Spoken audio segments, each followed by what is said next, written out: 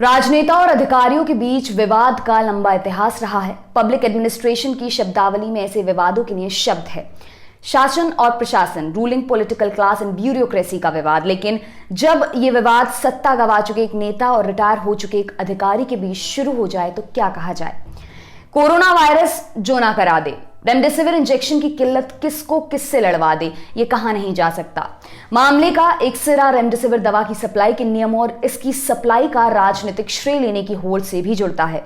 जहां महाराष्ट्र सरकार इसे सरकारी कायदे कानूनों के दायरे में आम मरीजों तक पहुंचाने की कोशिशों में लगी हुई है, वहीं विपक्षी भाजपा लोगों को ये बताने की जुगत में लगी है कि जब राज्य सरकार दवा बनाने वाली कंपनी को ही तंग करेगी तो दवा कैसे आएगी। इसी विवाद में एक चिट्ठी पत्री की लड़ाई यानी कि लेटर वॉर भी दो लोगों के बीच चल रही है। इस लेटर वॉर के एक सिरे पर हैं पंजाब में अलगाववाद और चरमपंथ पर लगाम लगाने वाले रिटायर्ड आईपीएस जूलियो रिबेरो, तो दूसरे सिरे पर हैं एक बार 5 बरस तो दूसरी बार 2.5 दिन के लिए महाराष्ट्र के मुख्यमंत्री रह चुके देवेंद्र फडणवीस।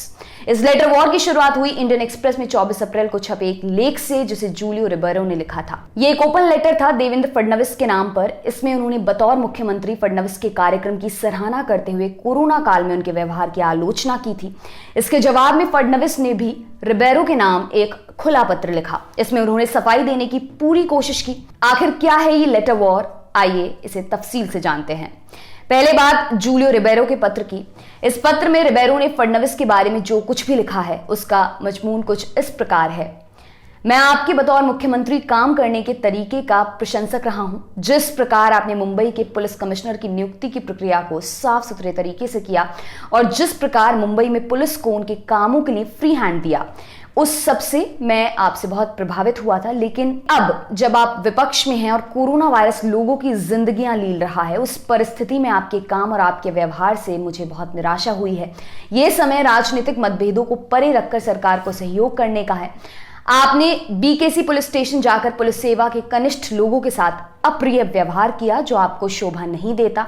आप मुख्यमंत्री सह गृह मंत्री रह चुके हैं और इस हैसियत से आप राज्य के लॉ एंड ऑर्डर का काम देख चुके हैं। ऐसे में आपके पुलिस थाने जाकर इतने कनिष्ठ लोगों से भिड़ना अशोभनीय व्यवहार है। इस पत्र में रिबेरो ने अपने समय का एक किस्सा भी जोड़ा। देवेंद्र फडणवीस के नाम लिखे इस खुले पत्र में जूलियो रिबेरो ने 80 के दशक के एक वाकये का भी जिक्र किया जब वे खुद मुंबई पुलिस कमिश्नर थे। बकौल रिबेरो, जब मैं मुंबई पुलिस कमिश्नर था तब भाऊराव पाटिल नाम के एक विधायक ने एक पुलिस इंस्पेक्टर के साथ अभद्र व्यवहार किया। भाऊराव पाटिल पूर्व मुख्यमंत्री AR अंतुले का करीबी था। जब ये मामला मेरे संज्ञान में आया तो मैंने FIR दर्ज करने का आदेश दिया। FIR दर्ज होने के बाद मामले को रफा दफा करने के लिए राजनीतिक दबाव भी बढ़ने लगा। तत्कालीन मुख्यमंत्री वसंत दादा पाटिल ने भी मुझसे मामला खत्म करने को कहा, लेकिन मैंने उनसे साफ कर दिया कि जब तक विधायक माफी नहीं मांगेंगे तब तक मामला बंद नहीं होगा। इसके बाद विधायक मुझसे माफी मांगने को तैयार हो गया, लेकिन मैंने उसे साफ कर दिया कि माफी तो उस पुलिस इंस्पेक्टर से ही मांगनी होगी जिसके साथ आपने अभद्रता की है। इस पर वो तैयार नहीं हुआ और मामला चलता रहा। साल भर बाद जब मैं मुंबई पुलिस कमिश्नर पद से हट गया, उसके बाद ये मामला रफा दफा हो गया। जानते हैं वो मामला क्या था जिसके लिए फडणवीस को थाना जाना पड़ा। दरअसल मुंबई पुलिस रेमडेसिविर दवा बनाने वाली कंपनी के मैन्युफैक्चरर को पकड़कर थाने में ले गई थी। उस पर आरोप था कि उसने इस दवा की 60,000 डोज को छिपा रखा है और उसकी कथित रूप से काला बाजारी कर रहा है। मैन्युफैक्चरर की गिरफ्तारी का पता चलते ही देवेंद्र फडणवीस आग बबूला हो गए और थाने पहुंच गए। वो थाने के अधिकारियों से कथित तौर पर अभद्रता से पेश आए। रेमडेसिविर इंजेक्शन बनाने वाली फार्मा कंपनी के अधिकारियों के पक्ष में उतरने के कारण ही देवेंद्र फडणवीस इस विवाद में फंसे हैं। इसी वाकये की खबर जब अपने जमाने के कड़क पुलिस अधिकारी माने जाने वाले जूलियो रिबेरो तक पहुंची तो उनसे रहा नहीं गया। उन्होंने खुला खत लिख दिया। व्यक्तिगत तौर पर मेरा मानना है कि रेमडेसिविर के मैन्युफैक्चरर इस संकट की घड़ी में कालाबाजारी और जमाखोरी जैसी हरकतें नहीं कर सकते, क्योंकि राज्य के फूड और ड्रग्स एडमिनिस्ट्रेशन FDA ने पहले ही तय कर रखा है कि इस दवा का वितरण राज्य सरकार के निर्देशों के अनुसार होगा। लेकिन फिर भी इस दवा को बनाने वाली कंपनी के अधिकारियों के पक्ष में थाने पहुंचकर जिस प्रकार का कृत्य फडणवीस ने किया वह निहायत ही गलत था। राजनीति अपनी जगह है, आप विपक्ष में हैं और इस नाते सत्ता पक्ष पर हालात को मद्देनजर रखते हुए आरोप लगाइए, लेकिन इस बीच में पुलिस प्रशासन के लिए अप्रिय स्थिति मत पैदा कीजिए। रेमडेसिविर की बिक्री कैसे होगी, मौजूदा हालात में सरकार ही तय करती है और इसके लिए यदि आपके मुताबिक वह कोई गलत कदम उठाती है तो आप विरोध दर्ज कराइए, पर इसके लिए थाना स्तर के अधिकारी और पुलिसकर्मियों से उलझन आपको शोभा नहीं देता। अब जवाब देने की बारी देवेंद्र फडणवीस की। जूलियो रिबेरो का यह पत्र इंडियन एक्सप्रेस अखबार में प्रकाशित होते ही देवेंद्र फडणवीस रक्षात्मक होते नजर आए। 27 अप्रैल को उनकी तरफ से भी एक खुला पत्र जारी किया गया। ये पत्र जूलियो रिबेरो को संबोधित कर लिखा गया है। इस पत्र में फडणवीस ने अपना पक्ष रखते हुए जूलियो रिबेरो को जवाब देने की कोशिश की है। उनके पत्र का लबोलुआब है, मैं आपकी सेवा और कर्तव्य निष्ठा का सम्मान करता हूं, लेकिन मेरे बारे में जो बातें फैलाई जा रही हैं वे एक पॉलिटिकल प्रोपेगेंडा के तहत फैलाई जा रही हैं।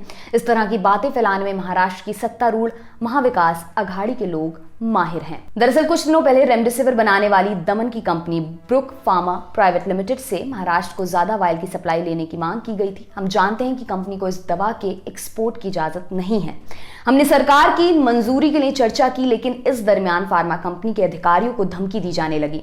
फिर हमें फार्मा कंपनी के 2 लोगों को बीकेसी पुलिस थाने में हिरासत में रखे जाने का पता चला। फिर मुझे लगा कि उत्पीड़न का मामला है और तब जाकर हमने पुलिस के आला अधिकारियों से संपर्क करने की कोशिश की। डीसीपी और जॉइंट सीपी से बात की, वहां से कोई हल निकलता ना देख हम थाने चले गए। आगे से मैं आपकी सलाह का अवश्य ध्यान रखूंगा कि बेवजह मेरी वजह से बात का बतंगड़ ना बने। मुझे पुलिस थाने जाने से बचना चाहिए था, लेकिन परिस्थितियां ऐसी बन गई कि मुझे जाना पड़ा। कुल मिलाकर पहली नजर में मामला महाराष्ट्र में रेमडेसिविर की सप्लाई का क्रेडिट लेने का दिख रहा है, क्योंकि इस कोरोना काल में इस दवा की काफी मांग है। भले ही मरीजों पर इसके प्रभाव के बारे में विशेषज्ञों के बीच मतभेद हों, लेकिन यहाँ तो सवाल रेमडेसिविर की सप्लाई सुनिश्चित करने की क्रेडिट को लेकर है, जिसमें महाराष्ट्र की सत्तारूढ़ महाविकास अघाड़ी और विपक्षी भाजपा एक दूसरे से आगे दिखने की होड़ में है। आपके लिए खबर लिखी हमारे साथी अभिषेक ने। मेरा नाम है दिव्यांशी। देखते रहिए दी लल्लन टॉप। शुक्रिया।